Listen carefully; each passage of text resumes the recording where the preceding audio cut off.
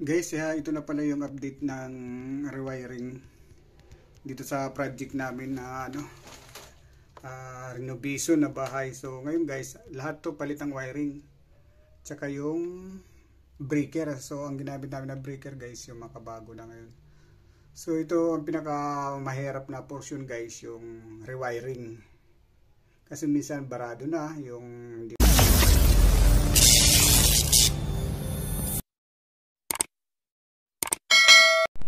So yan guys, ito na yung project namin. Pang ilang araw na rin to. Ngayon ko lang ulit ito na vlog, gawa ng busy sa trabaho. So yan guys, may kumpleto na yung trusses, bubong. Yan na lang, yung bubong na lang ikakabit.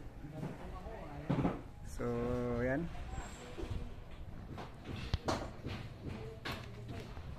So sunod nito guys, pag naikabit na, hindi na mag-wiring pag may bubong na. Ito, okay na, naikabit na guys. Tapos sunod dito mga bintana naman, yung sliding window ang ikakabit na lang ito guys. So mga ano pa lang to, 20% pa lang. Ito, rewiring to kasi guys, lahat papalitan ng mga wire.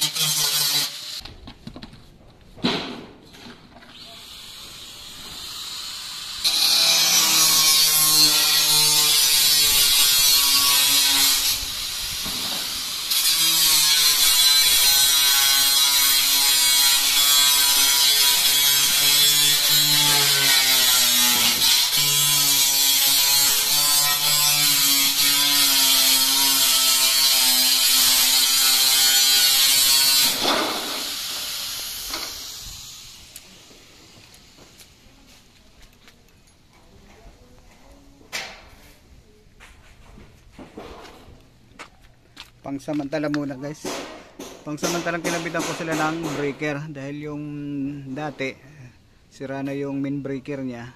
So ngayon yan yung kinabit ko pangsamantala. Ang galing yan dun sa mismong ano yan, sa live.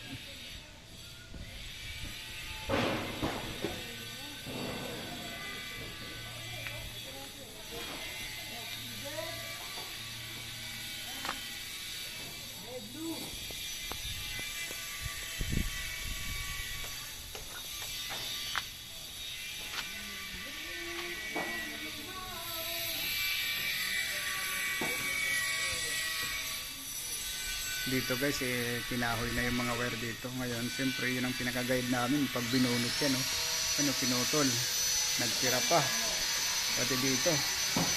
Pero yun, ang dami yan. Grabe talaga yung mga sa pagka mga ganito.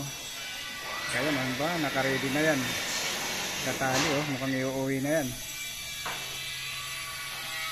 Wala sila dapat iuwi rito, papaalam muna sila sa akin kung papayagan ko sila sa mga kahoy,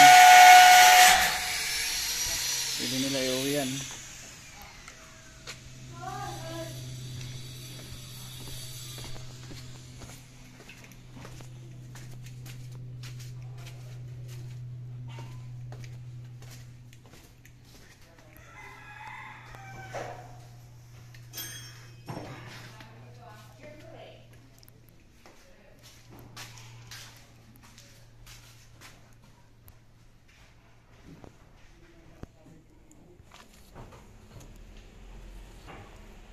Ay.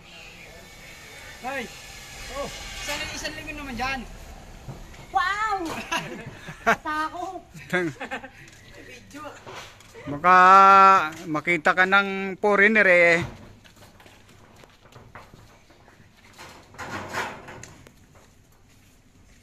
Ilagay kay Bilyar. Kernilo. Oo, kunin ka ni Bilyar eh.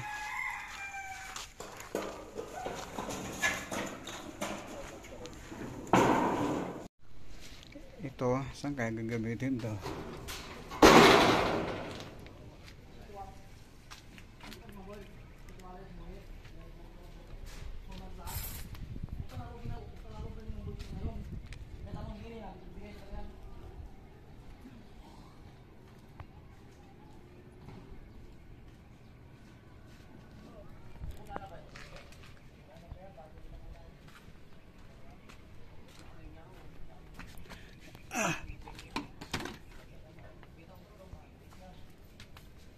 Mga estimate dito guys, mga December tapos na to.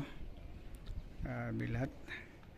Ang problema nito eh, yung mga gumagawa kinuha yung mga wire. Ganyan talaga siguro pag sa construction, kasama na yung wire. Ito guys, magagamit ko pa itong mga kahoy na to sa bahay. Mga good lumber to eh. Dami nito. Iuwi ko to. Yan na.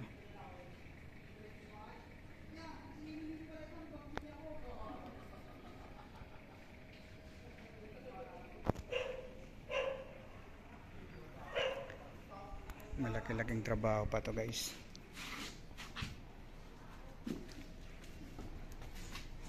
Hindi man ito yung